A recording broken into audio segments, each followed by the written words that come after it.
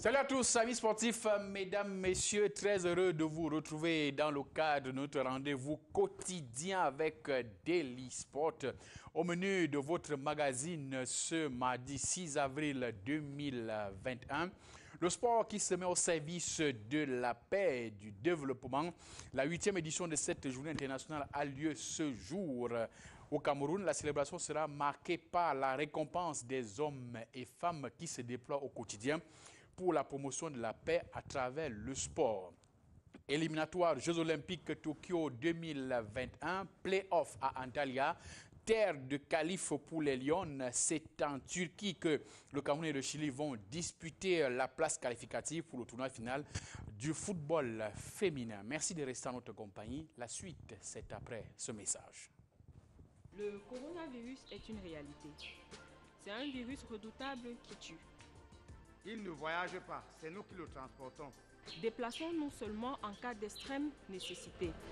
Respectons les gestes barrières et toutes les mesures prescrites par le gouvernement. Il y va de notre vie à tous. En cas de non-respect, vous vous exposez aux sanctions prévues.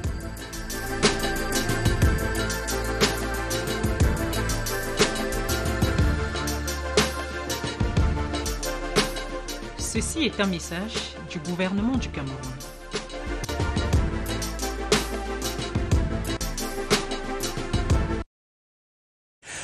Je voulais dire en ouverture de cette émission, le sport se met au service de la paix. C'est aujourd'hui au Cameroun l'actualité dominée par la célébration de la 8e édition de la Journée internationale du sport pour la paix. Au Cameroun, donc, cette célébration sera marquée par la remise des awards. 8 catégories d'awards sont décernées.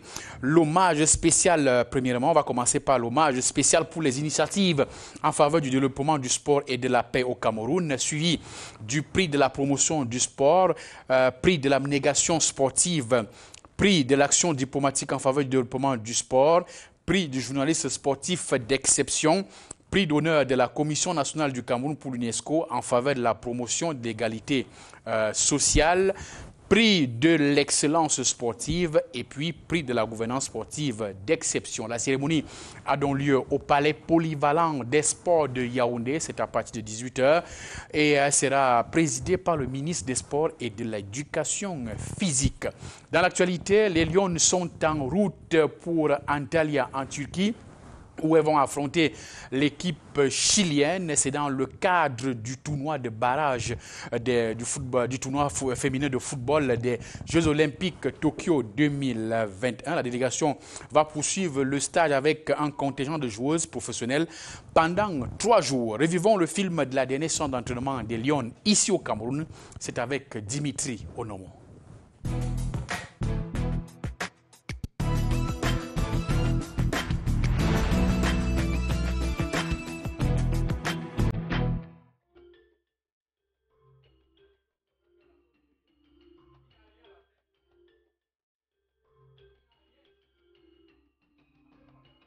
L'encadrement technique et les joueuses procèdent au dernier réglage dans les différents compartiments du jeu. Défense, milieu de terrain et attaque. Ceci est la fin de la première phase du stage d'une durée de 18 jours. 18 jours marqués par des séances d'entraînement et de matchs amicaux pour évaluer les joueuses. Oui, déjà au terme de cette préparation, je puis dire que nous avons travaillé sur les aspects physiques, techniques, tactiques. Et comme je le dis toujours, le mental se travaille tous les jours. Je crois que rassemblés, on a pu sortir de là un groupe de 15 joueuses. Quand nous jouons contre les garçons, la plus-value que nous recherchons, c'est plus sur les qualités athlétiques. Parce que vous savez, les garçons vont plus vite. Les filles ont pour obligation de pouvoir les rattraper dans des courses. Oui, déjà, nous sommes à notre 4e séance en nocturne parce qu'il faudrait déjà retrouver les sensations de jouer la nuit. Sur cette partie de l'aire de jeu, les gardiens de but effectuent un travail spécifique. Nous avons travaillé le physique et la tactique. À notre poste de gardien de but, nous avons travaillé tous les aspects, les prises de balles, les ballons aériens, les relances et le jeu au pied. Je pense que nous avons tout révisé et nous sommes prêtes. Dans mon registre de gardien de but, je dois être tout d'abord concentré et je dois être en confiance. Je dois aussi faire confiance à mes coéquipières et ensemble nous allons gagner. Et donner le meilleur de moi-même aussi. La double confrontation de barrage se tiendra en Turquie les 10 et 13 avril prochains. La suite du programme de préparation est prévue dans la capitale de ce pays. Déjà, nous voyageons le 6, nous allons arriver le 6 à 15h. Nous avons déjà une séance de décrassage à 19h. Et puis nous avons 3 jours d'entraînement avec toute l'équipe, c'est-à-dire les joueuses locales et les joueuses évoluant hors du pays. Et puis je crois qu'après ces 3 séances d'entraînement, on pourra trouver exactement lesquelles filles devront nous représenter pour ces 2 matchs contre le Chili. Le Chili, adversaire du Cameroun, est une équipe qui occupe une meilleure position au classement FIFA. La 36e, un ranking respectable. C'est une équipe qui a peut-être ses qualités, ses forces, ses faiblesses.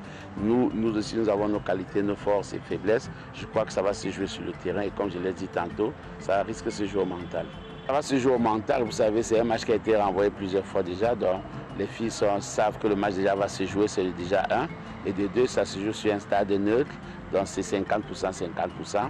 Chacune devra tout mettre de son côté pour pouvoir s'en tirer avec le dernier ticket qualificatif. 25 joueuses ont participé à cette première partie du stage. C'est une quinzaine qui fera le déplacement d'Istanbul. Les joueuses sont conscientes de l'enjeu de ces 2 rencontres. Sur ces 2 matchs, j'appelle à la confiance du public et au soutien massif de tous ceux-là qui ont confiance en nous.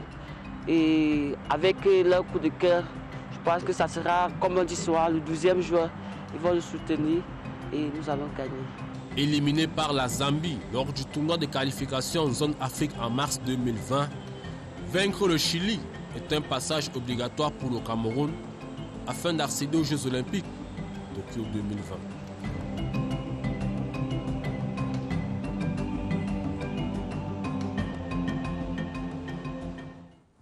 Allez, il faut donc vaincre le Chili pour Tokyo 2021. On va parler justement de l'équipe chilienne tout à l'heure. Le temps pour nous d'accueillir Nestor Kamga sur ce plateau. Bonjour Nestor. Bonjour Serge. Vous êtes là pour la rubrique Focus League.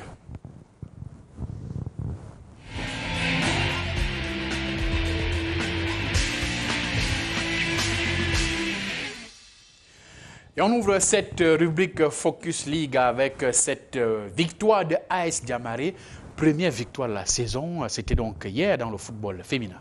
Tout à fait Serge, l'équipe du Nord a brûlé la politesse à Edinfi, 3-1 au stade annexe numéro 1 de l'Omnisport de Yaoundé. C'était un match en retard de la 10e journée du championnat national de football féminin. Une première victoire en 10 sorties pour AS Diamare qui ambitionne aller plus loin dans la compétition. Retour sur les moments forts de cette rencontre avec Cathy Nadine Bomezomo.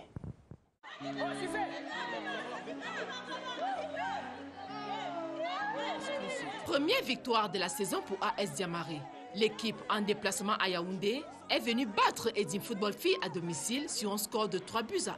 Le signe indien brisé après 9 journées.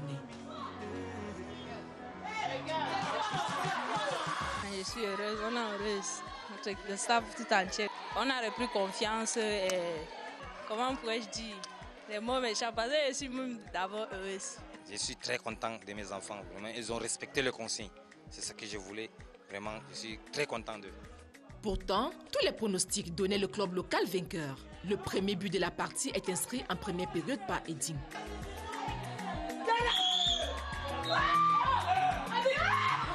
À la pause, les 2 équipes regagnent les vestiaires pour une séance de débriefing. Les attaquants ont des problèmes. Latifa, Messindo, Camille, et il y a une plutôt Rayana. Concentrez-vous. Vraiment, enlevez-moi le but là. On a 5 minutes là, on enlève le but là. Et puis on ajoute un autre. Les autres vont vous renforcer. Je sais que vous pouvez le faire 2, mais 5 minutes là, vous enlevez le but là. Malgré le léger avantage obtenu par les pouliches du coach Théodore Edioua, le temps est dur dans les vestiaires. Le football de lutte, ça part de quelque part. Gardien de but, défense, milieu, attaque, conclusion. Vous ne pouvez pas le faire. Vous ne pouvez pas le faire. Mais c'est le quartier là. Vous ne pouvez pas vous mettre à côté et voir ce que vous jouez là-bas. Mais c'est pas possible. On est où là? On a 11 joueurs au stade. Vous ne pouvez pas jouer au football pour marquer un but. Est-ce qu'on va faire Bamado au stade n'importe comment, il s'embrouille avec le ballon? C'est le football que moi je vois là. Il faut repasser à une deuxième étape pour vous rattraper. Ça part un peu trop là. C'est devenu comme c'est pas une équipe. Et moi je vous dis, si vous ratez le 3 points là, vous allez comprendre. En deuxième période, les consignes données par le patron du banc de touche des visiteuses ne tardent pas à porter leurs fruits. À la 47e minute, Moussa Kagou marque le but égalisateur.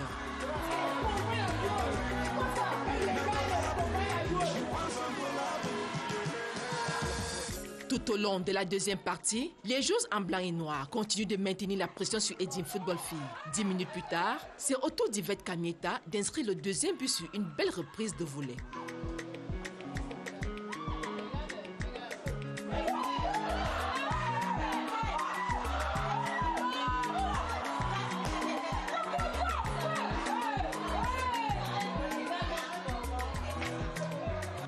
Les poulies du coach Oumarou, venu à Yaoundé faire le résultat face à une équipe d'Edine en manque d'inspiration, c'est l'addition à la 85e minute sur une réalisation d'Adomi. Score qui reste inchangé jusqu'au coup de sifflet final. Les filles ont d'abord sous-estimé l'adversaire. Je me dis que dans un premier temps, elles avaient à gagner le match dans la tête. Pourtant, le match se joue. Et c'est à la fin qu'on voit le vainqueur. Les filles se sont mises en tête que c'est la dernière équipe. Et c'est comme ça qu'elles ont abordé le match. Et on a été surpris. L'objectif en ce moment, juste essayer de sauver la saison. Pour l'équipe vainqueur, l'espoir est permis pour la suite du championnat. Je dois maintenir. J'ai pris 3 points à Yaoundé et je pars à l'extérieur pour prendre encore 3 points. Mes joueuses ne sont pas groupées, c'est ça qui a que je n'ai pas pu former une très bonne équipe. Mais maintenant, vraiment, les filles sont en congé. Vous-même, vous avez vu, je suis venu battre Edine à Yaoundé. Vraiment, ce n'est que ça. C'est le travail qui paye. En attendant les prochains matchs, AS Diamaré demeure lanterne rouge du championnat féminin avec 4 points. Mais la victoire obtenue face à Edim Football Filles peut être un déclic pour sauver la saison.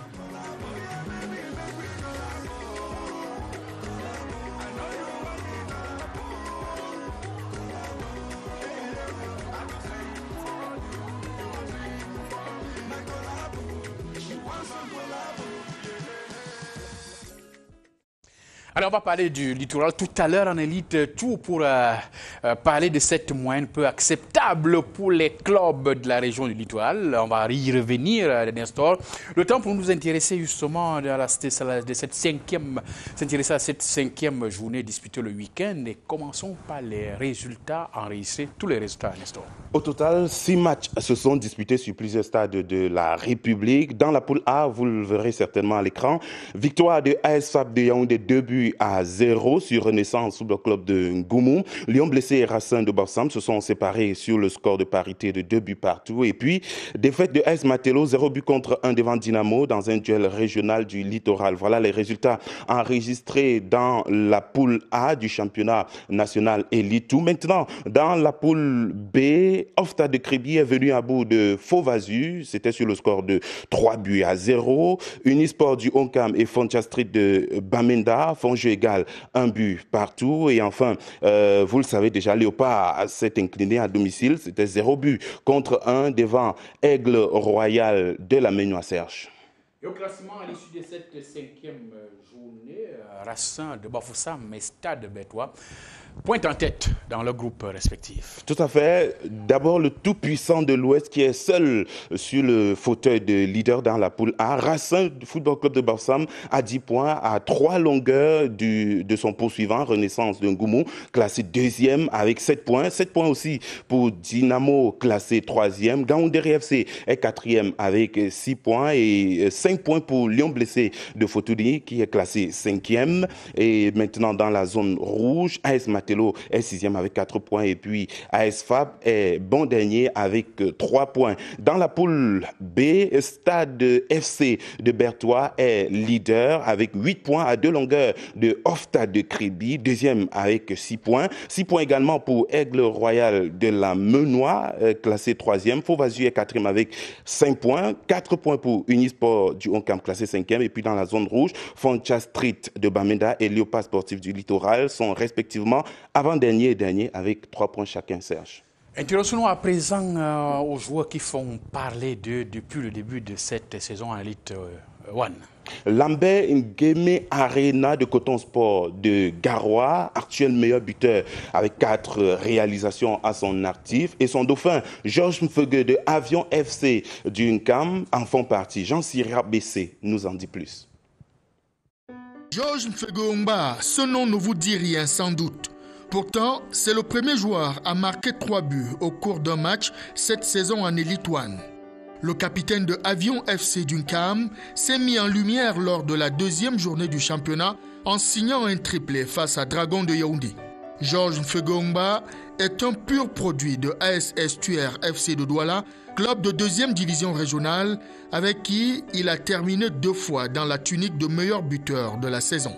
Ses belles performances en club lui ont valu des convocations en sélection espoir et A' sous l'ère Yves Clément Arouga à Tiencho. Il fait aussi parler de lui depuis la 4e journée. Lambert Arena Ngueme, avant-centre de Coton Sport de Garoua, est le principal artisan du succès retentissant de Coton Sport de Garoua face au Tonnerre Kalara Club de Yaoundé. 3 des 4 réalisations des cotonculteurs portent la signature de Lambert Arena Ngueme. L'actuel meilleur buteur du championnat Elite One, avec 5 réalisations, est âgé de 22 ans. Il joue merveilleusement du pied gauche. À peine la saison lancée, de nombreux joueurs se bousculent aux portes du succès. David Kokolomé de Panthère Dundé, Jérès Tamo de Stade Reynard de Mélan, Patrick Anaba Metogo de Tonnerre Kalara Club de Yaoundé ou encore Marius Ngonatiati du Canon Sportif de Yaoundé, tous adroits devant les buts, se mettent en lumière et c'est tant mieux pour le spectacle sportif dans nos temples du foot. Toujours en Elite One, Nestor, Canon Sportif de Yaoundé fait parler de lui en bien depuis le début de cette saison. Le Kwakoum tourne très fort et occupe actuellement la première place du classement dans la poule B après la 5e journée du championnat national. C'est une équipe qui alterne période faste et traversée du désert. Et vous nous dites, Jean Armstrong Djou, qu'au sein de Canon, nous sommes en pleine bonne période. Le cliquetis, poum, la détonation. Les pères fondateurs n'avaient pas cherché le midi à 14h pour trouver à un club qui naissait à Yaoundé en 1930 un nom. Une âme meurtrière pendant la Première Guerre mondiale. Le Canon, les Mekok Mangunda connurent leur période faste dans la décennie 70-80. Plusieurs fois champion du Cameroun, plusieurs fois vainqueur de la Coupe, et tous ces trophées continentaux. 3 fois champion d'Afrique, 1 fois détenteur de la Coupe du Cameroun, des vainqueurs de Coupe. Depuis 2002, les Thomas Nkono, Grégoire Mbida, Théophile Abega, Emmanuel Koundé, Jacques Songo, Louis-Paul Fédé ou François Omambiik avaient du mal à se reconnaître à ce Canon qui ne tournait plus. Une vraie traversée du désert qui, croit-on fermement, du côté des fans, est en train de prendre fin. Il ne faut pas simplement que les vieux démons refassent surface. Je suis content de l'histoire de Canon parce que Canon est le premier club camerounais et je pense que le seul africain à avoir placé un joueur qui est parti directement du Cameroun pour la première division en Italie. C'est Pierre Womenley. C'est un club qui a une âme, qui a des éléments importants. Mais il faudrait que ce club se débarrasse, j'insiste sur le mot, de tous ces hiboux qui se sucrent sur le club et ne regardent pas l'intérêt des joueurs. La recette pour y arriver s'appelle professionnalisme. Le prochain challenge, il fallait d'abord structurer, ensuite infrastructurer et le processus d'infrastructuration va se poursuivre notamment avec un terrain d'entraînement aux normes. Des recoupements dans les structures hôtelières de bonne facture avant chaque rencontre, des primes de transport, des primes de 40 000 à 30 000 francs par match gagné, un salaire, l'affiliation à la CNPS, le Canon aujourd'hui, c'est un petit paradis dans l'enfer du football camerounais. Jean Armstrong joue avec le Canon qui monte. On espère bien que cette bonne forme de l'équipe de Nkolnogo va se poursuivre tout au long de la saison. Nous ne sommes qu'à la 5e journée, Nestor. Merci bien, merci d'être venu pour cette rubrique Focus League. La suite, c'est avec Roundup.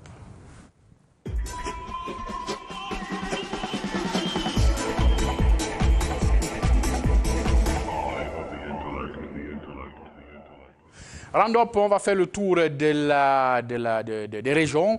On commence par la région du centre avec les footballeurs en quête de transfert et de contrats qui seront désormais accompagnés. On voit cela dans ce reportage de Balouin Sama. It remains the dream of every young footballer in the world today, the dream of one day becoming a professional footballer and giving a new shape to his career. Most young footballers today nurse the dream, pursuing with their professional careers like most of their role models. One thing is certain, nursing the dream is one thing and having it realized is another, and it no longer depends on the footballer alone. Yeah, many factors come to play, with one of them being the key role played by the player agents. Many there are young footballers in Cameroon these days, and Africa at large with enormous talents can't harness them, and the wish of many parents to see their children travel has seen them fallen prey to many malicious actors who are fake player agents and will extort money from them.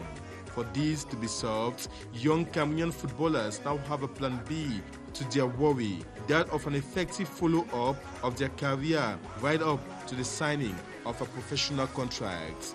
All what is expected from the footballer is to showcase his talents. The rest, Fair Play Sports Management Company takes care of it.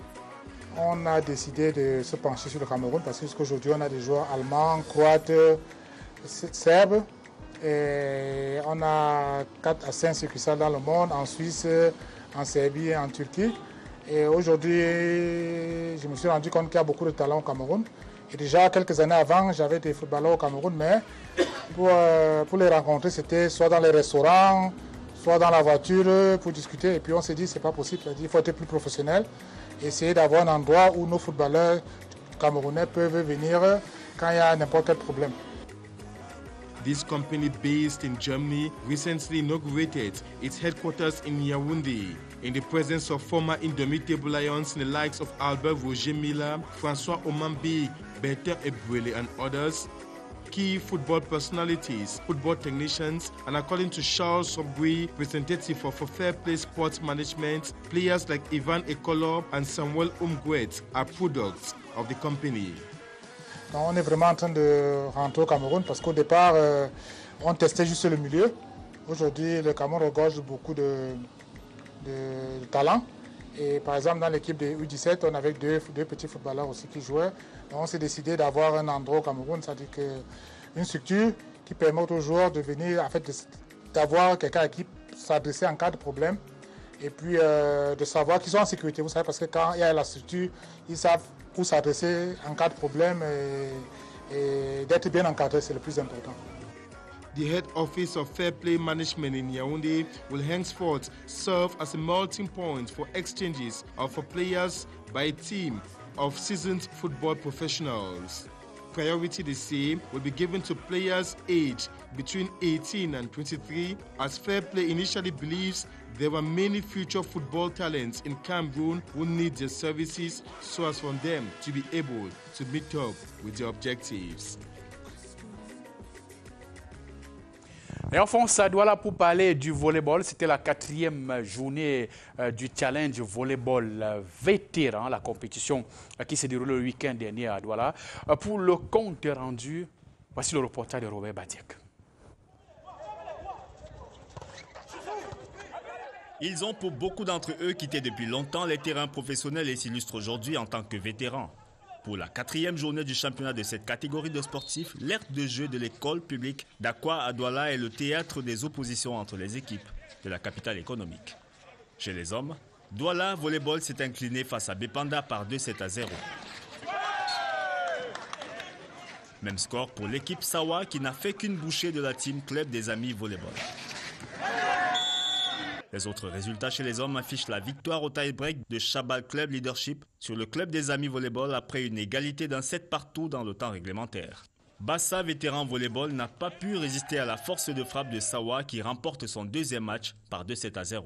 BVV n'a pas eu plus de chance contre Bepanda, vainqueur au tie-break, après le nul d'un 7 partout dans le temps réglementaire. Les dames aussi étaient de la partie avec la rencontre Lito Team contre Douala Vétéran. Victoire des premières cités par 2-7-0, mettant fin à la 4e journée qui fait suite au regroupement de Yaoundé, Douala et Yabassi lors des 3 premières journées. Et nous avons en ligne depuis Douala le secrétaire général du Challenge vétéran volleyball du Cameroun, M. Olivier Batonga. Bonjour, monsieur le secrétaire général. Bonjour à vous. Merci d'être avec nous en direct sur Daily Sport après la 4e journée du Challenge volleyball vétéran qui s'est donc disputé à Douala. Qu'est-ce qu'il faut en retenir? Bien, disons déjà qu'on peut retenir la mobilisation géante qui est autour de l'événement. Nous avons remarqué que sur les 9 équipes attendues, il y a eu 7 équipes présentes. En plus de ça, nous avons 2 équipes dames qui se sont ajoutées pour une intermède de quelques minutes. Parce que nous voulons aussi faire cette innovation avec l'intégration des dames dans ce championnat challenge. Donc, disons déjà que sur le plan populaire, nous avons retrouvé l'engouement des gens qui se réunissent autour du ballon pour en faire leur plaisir habituel. Alors, au-delà de la préservation de la forme physique, que vise réellement le challenge volleyball vétéran que vous organisez? Bien, en réalité, vous avez trouvé le mot essentiel, préserver la forme physique, il n'y a rien d'autre derrière. C'est-à-dire que c'est les amoureux du volleyball qui se sont regroupés autour de ce ballon pour retrouver les sensations du passé. Donc, si sur la plateforme, nous sommes en absence de jeu, nous avons pensé qu'autour de ce mouvement, nous pouvons retrouver ce qui nous est cher, c'est-à-dire le volleyball. Donc, tout ce qu'il y a comme objectif autour, c'est de jouer une chose. Alors, est-ce qu'on peut avoir une idée du classement à ce niveau de la compétition? Bien, disons que sur le plan national, l'équipe de Sawa vétéran volleyball mène le championnat. Mais seulement, je voudrais profiter pour donner un peu la formule de cette compétition. C'est-à-dire que sur les 9 équipes qui compétissent, nous allons retenir 8 pour un Final 8. Donc, les 8 équipes vont se retrouver dans un championnat intégral où on va déboucher sur un champion du Cameroun à travers un Final 4 et puis une finale du championnat. Ensuite, nous aurons les éliminatoires de la Coupe du Cameroun. Pour la précision, le Final 8 se jouera à Douala, les éliminatoires de la Coupe du Cameroun se joueront à Kribi. Et après, nous aurons les finales du championnat challenge vétéran volley à Yaoundé.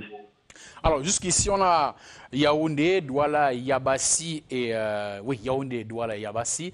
Est-ce qu'on doit retenir que le challenge se joue seulement sur 3 villes? Disons que le prochain regroupement national, le prochain challenge national se joue à Kribi le 29 mai. Le 29 mai, à Kribi. Mais déjà, retenons que le 24 de ce mois d'avril, se joue le 4e regroupement sur le plan régional. Parce que c'est un championnat qui est divisé en régions et sur le plan national. Donc le 24 avril, nous avons le 4e regroupement national. Le 29 mai, nous avons le 3e regroupement, le 4e vétéran régional. Le 29 mai, nous avons le 3e regroupement national. Ça fera en tout 7 regroupements au bout de 4-5 mois. Donc en réalité, c'est ça. C'est pas un problème de jouer dans 3 régions. Il y a des gens du Nord qui nous ont sollicité pour intégrer ce mouvement. Mais nous avons une grosse difficulté avec nos frères du Nord, c'est-à-dire aller jouer là-bas. Vous savez que les vétérans sont constitués en majorité des employés du secteur privé. Donc pour aller jouer au Nord et revenir vers le Sud, ça fait environ une semaine de bloqué. Donc on va jeudi, on revient mardi. C'est pas évident pour nous les vétérans, mais seulement on est en train de réfléchir comment faire pour régionaliser le championnat. Le challenge vétéran volé dans ce secteur du Grand Nord. Alors, on va terminer par cette petite question. À quel moment est-on considéré vétéran? Y a-t-il un âge? Quelles sont les conditions à remplir? Bien, nous nous éloignons pas de l'axe. Pour être vétéran du CVV, il faut avoir un minimum de 35 ans. Ça, c'est la première condition. La deuxième condition, c'est que nous acceptons des jeunes de plus de 30 ans et qui sont hors de l'activité de l'élite du volleyball, c'est-à-dire qui ont peut-être un emploi quelque part qui les empêche de jouer au volleyball régulièrement.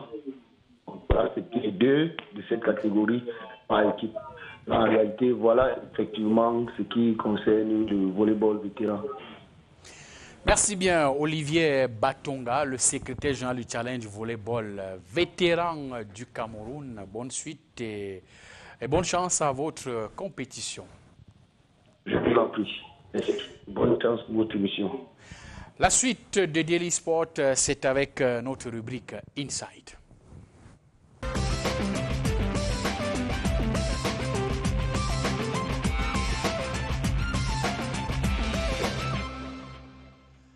Inside de ce mardi s'intéresse au tout petit, le football jeune, avec la deuxième édition du tournoi de détection des jeunes dénommé Foot Challenge. Cette compétition s'est tenue le week-end dernier. FAP Academy s'est adjugé le titre de vainqueur après 3 jours de compétition à laquelle ont pris part 8 équipes. Pour le bilan, voici le reportage de Robert Badiek.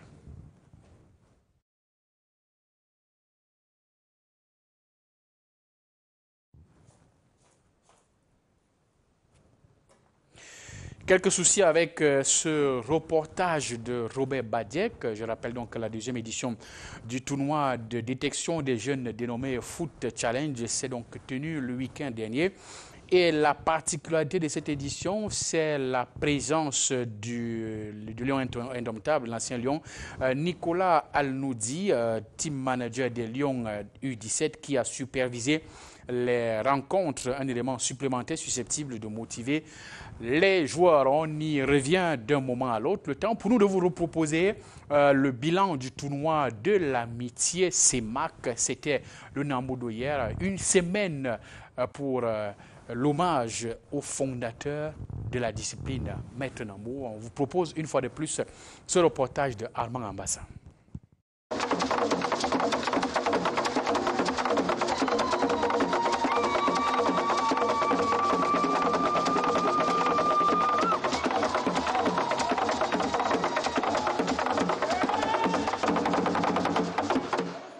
Loin de sa terre natale, le Japon, Maître Yoshinao Nambu reçoit ici au Palais Polyvalent des Sports de Yaoundé un hommage digne des grands hommes qui ont marqué l'histoire. Il était devenu un grand Africain, bien qu'étant japonais. C'est pour ça que nous avons voulu le pleurer à notre façon, lui rendre cet hommage à la Bamileke, à la Sawa, à la Nordiste. Au centre, nous avons eu ce rite Essani où tout le monde a dansé, même les Blancs qui sont venus nous accompagner. C'était vraiment un moment très émouvant que nous avons énormément apprécié. Un maître ne meurt jamais. Donc aujourd'hui, nous célébrons Dochou. C'est une façon de lui rendre hommage, de montrer qu'on le pleure, mais en même temps qu'on sait qu'il n'est pas parti, il est là. Il est là, il reste vivant en nous. La preuve en est qu'on monte sur le tatami pour lui. Et quand tu es sur le tatami, tu as la sensation qu'il est là. Il est partout. Au rythme du ballet national, Maître Nambu, décédé depuis 1 an, est célébré selon les 4 aires culturelles du Cameroun. D'abord, les Grassfields.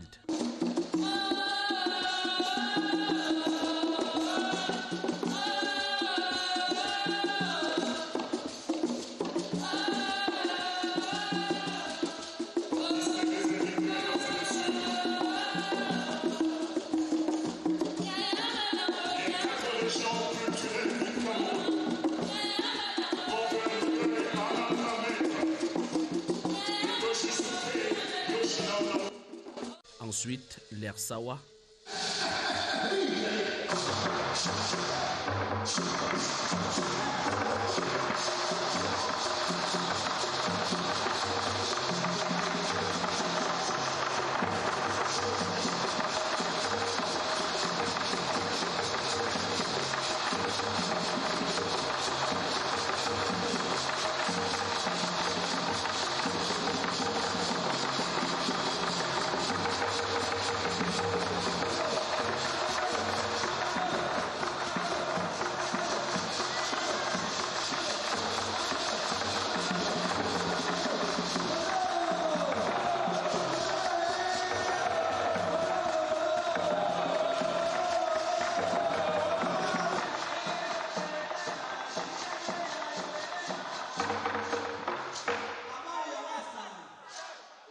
Puis l'ère soudano-sahélienne.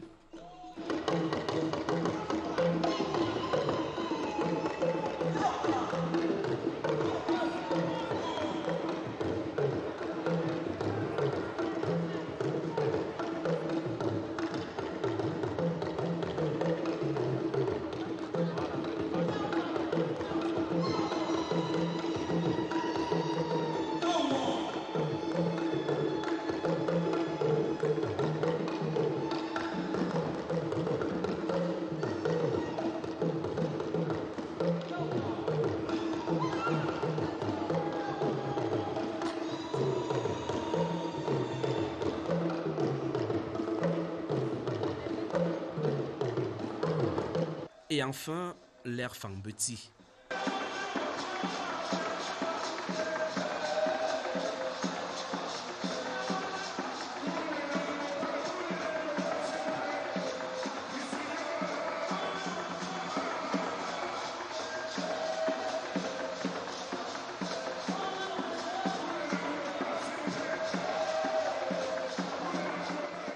Des moments de tristesse entrecoupés par des prestations sportives des autres disciplines de combat, à l'instar ici du judo, le karaté, l'aïkido et le sambo n'étaient pas en reste. Nous avions fait un travail collectif dans lequel on a pu ressortir tout ce qui est sambo sport, tout ce qui est sambo combat, tout ce qui est sambo défense. Donc c'est un peu ce travail que nous avions démontré là en quelques temps, puisque le temps il était rétréci. Donc voilà pourquoi en quelques 10 minutes, nous avions démontré les 3 formes de sambo existantes. C'est une joie pour nous de représenter le judo ici, qui est une discipline amie du Nambudo, du créateur Yoshinao Nambu. Les Nambudoka, quant à eux, ont apporté un cachet particulier à cette commémoration, en commençant par les dames appelées à exécuter des katas.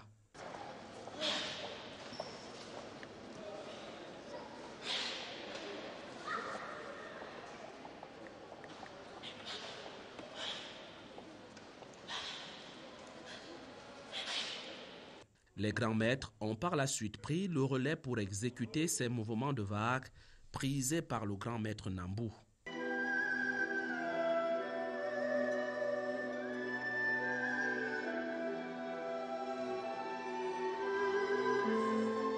Une cérémonie hommage dont l'écho traverse déjà les frontières camerounaises. La culture africaine sait rendre un hommage particulièrement intense à quelqu'un d'aussi, pas seulement sympathique, mais aussi humain qu'il fut. Je dois dire que ce que nous avons vu ce jour est un hommage vibrant à Maître Nambu, mais aussi à l'organisation du Cameroun dans le Nambudo. Et je tiens à dire que nous sommes particulièrement touchés par cet hommage qui nous va droit au cœur avec ces danses traditionnelles et ensuite le renouveau à la vie, parce que la vie effectivement continue. En présence du secrétaire général du ministère des Sports et de l'Éducation physique, le président de l'AFECA Nambudo, Maître François Mbassi, a présenté la contribution du Cameroun dans la lutte contre la violence en milieu scolaire.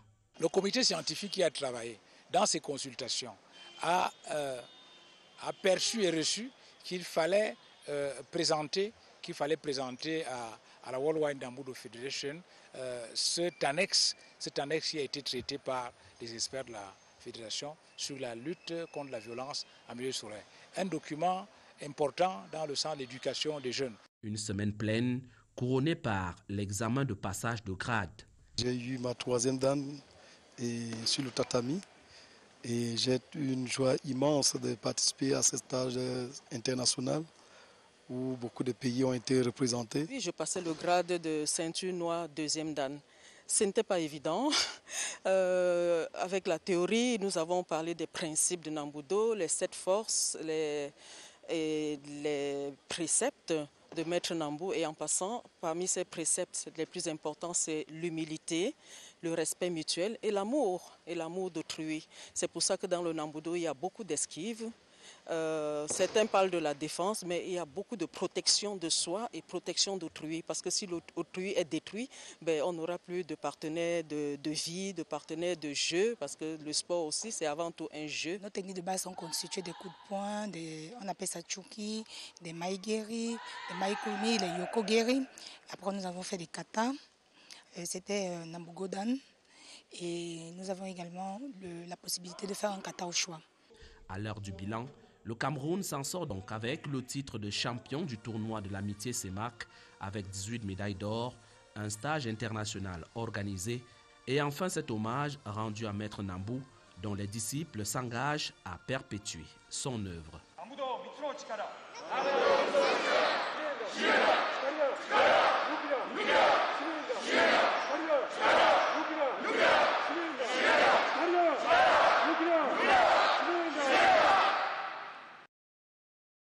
Cette précision du président de cette fédération, la Fédération camerounaise de Nambudo et de Sambo, la lutte contre la violence en milieu scolaire fait partie des annexes de l'utilité sociale même du Nambudo et du Sambo. La suite, c'est avec Diaspora.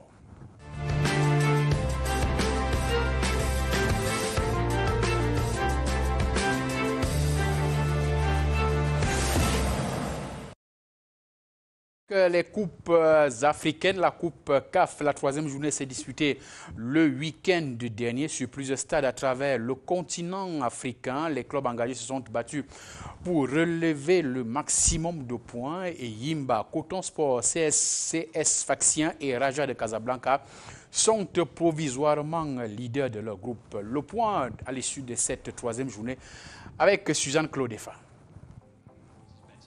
Coton Sport passe en tête du groupe B à l'issue de la troisième journée de la Coupe de la Confédération africaine de football. C'est grâce au but de Bouba Abdourahmane que l'équipe de Garoua s'impose dans son troisième match de poule dans cette compétition.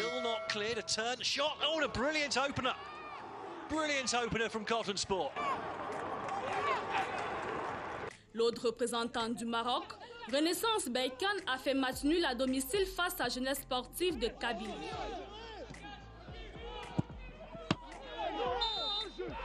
Malgré une certaine domination à la première période, les Benganis ne sont pas parvenus à concrétiser le peu d'occasions qu'ils ont pu créer sur la surface de réparation des Algériens. Avec seulement un point empoché lors de cette rencontre, Renaissance Berkane est toujours troisième à un point d'écart de la Jeunesse Sportive de Kabylie, deuxième. Coton Sport reste donc leader de ce groupe avec 6 points. Le S-Sétif s'est incliné face au Nigeria d'Enigba sur un score de 2-1. Les Sétifiens ont été les premiers à ouvrir le score par l'entremise de Bakar à la 13e minute, mais les Nigériens d'Enigba sont revenus à la marque grâce à Austin Oladabo à la 40e minute. Avant de prendre l'avantage par Tousso Omoyele à la 60e minute.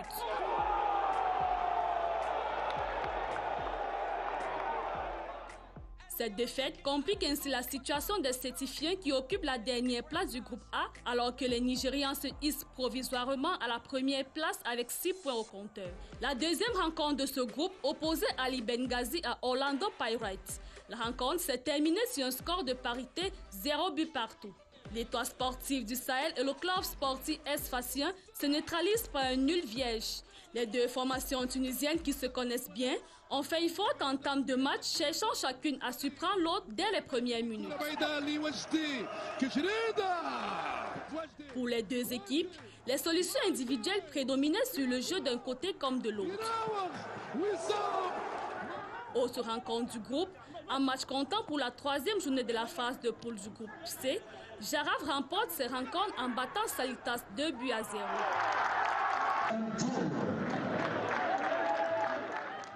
À l'issue de cette troisième journée, le CSS Fassien est toujours leader du groupe avec 5 points, tandis que l'Étoile du Sahel est deuxième avec 4 points. Place qu'elle partage avec Jaraf de Dakar et Salitas dernier.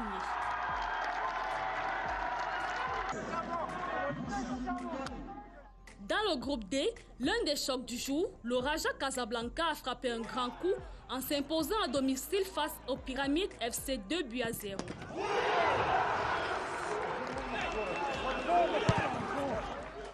Tous ces joueurs en début de partie avaient un but contre son camp de Shérif Igrami à la 15e minute, suivi d'une réalisation du Congolais Ben Malango à la 21e minute qui ont permis aux Marocains de poursuivre leur sans faute et de prendre 3 points. Pas de panique toutefois pour Pyramide qui reste deuxième avec 3 unités d'avance sur les Zambiens de Nkana, vainqueurs en Tanzanie sur le terrain de Nambugo. 1-0.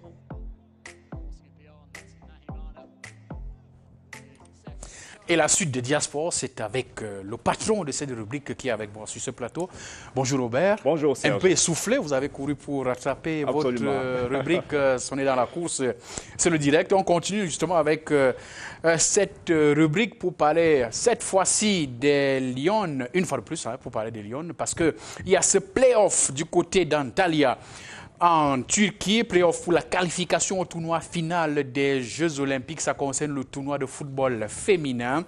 Le Chili n'est pas un enfant de cœur, comme on le dit. La 36e sélection au classement FIFA va compter sur son collectif et sur les individualités contre les Lions du Cameroun le 10 et le 13 avril prochain en Turquie. Force et faiblesse de l'adversaire du Cameroun, c'est avec Évariste Yenga. Elle n'est pas un foudre de guerre. Elle n'est pas un foudre de guerre, la sélection féminine de football du Chili. La Roja Femenina fait encore ses premiers pas sur la planète du football. Elle a connu son éclosion en 2019 suite à sa participation à la Coupe du Monde en France. Première apparition à ce niveau mondial, achevée par une élimination au premier tour. Les 2 défaites et la seule victoire enregistrée ont été insuffisantes. C'est le même effectif de la Coupe du Monde 2019 que va reconduire le sélectionneur José Retellier contre le Cameroun à quelques exceptions près. L'équipe est basée sur un collectif. Qualité première, la possession de balles. Ceci produit les bonnes performances actuelles. Performance plus éloquente en Amérique du Sud où la Roja Femenina a déjà disputé une finale de la CONMEBOL. Le Chili de José Retellier porte ses espoirs sur 2 individualités. Il y a la capitaine de la sélection, Christiane Endler, la meilleure gardienne du championnat de France sous les couleurs du Paris Saint-Germain, capable de plusieurs rebonds sur sa ligne de but.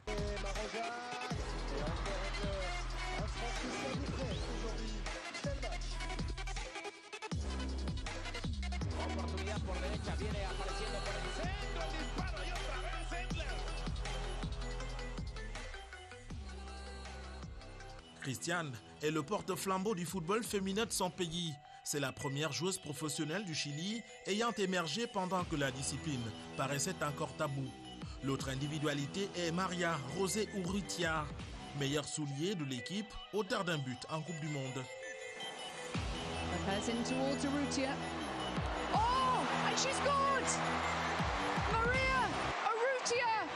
Malgré ces 2 individualités et le collectif bien huilé, l'équipe présente une faiblesse majeure, la défense poreuse, capable d'encaisser plusieurs buts. Le Chili a donc 2 visages.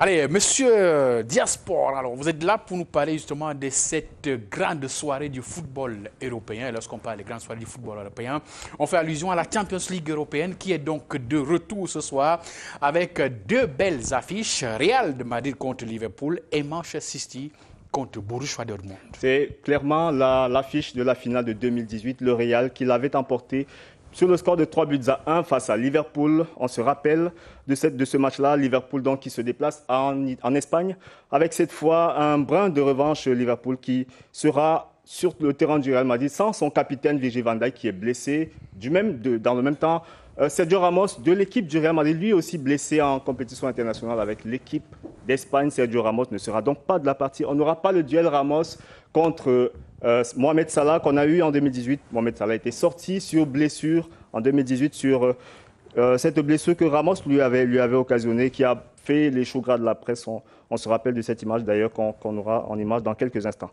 Et puis Liverpool, évidemment, je l'ai dit, champion 2019, tentera de sauver sa saison. On sait que Liverpool est en délicatesse en Premier League, encore dans le top 4, mais très loin de la place de Manchester City qui occupe le haut du tableau.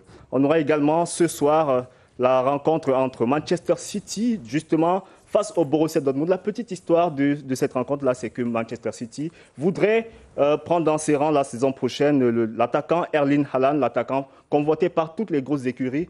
Il est donc dit que l'attaquant norvégien sera dans les rangs de Manchester City, mais on ne sait pas, ce n'est pas encore confirmé. Il va devoir en tout cas montrer de quoi il est capable une fois encore, après avoir fait 3 matchs sans avoir marqué avec la sélection norvégienne. Il va devoir montrer toute l'étendue de son talent ce soir face à ses peut-être futurs propriétaires. Merci bien Robert Badiek pour cette actualité. Retour donc de la Champions League européenne sur vos antennes avec ces 2 belles affiches. L'actualité au Cameroun, je le rappelle, c'est la célébration de la 8e édition de la Journée internationale du sport pour le développement de la paix, avec cette grande articulation ce jour au Palais polyvalent des sports de Yaoundé. la remise des distinctions, 8 distinctions au total, hommage spécial pour les initiatives en faveur du développement du sport et de la paix au Cameroun, prix de la promotion du sport, prix de l'abnégation sportive, prix de l'action diplomatique en faveur du développement du sport, prix du journaliste sportif d'exception, prix d'honneur de la Commission nationale du Cameroun pour l'UNESCO en faveur de la promotion de l'égalité sociale, prix de l'excellence sportive et puis prix de la gouvernance sportive d'exception.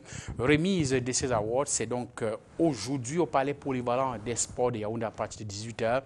Cérémonie présidée par le ministre des Sports et de l'Éducation physique. Au nom de toute l'équipe de production sous la coordination de François-Xavier Tangana et de Nestor Kamga, nous vous disons merci et à demain 11h pour une autre édition de Daily Sport. Restez sur CRTV Sport et Entertainment. Bonne journée à tous.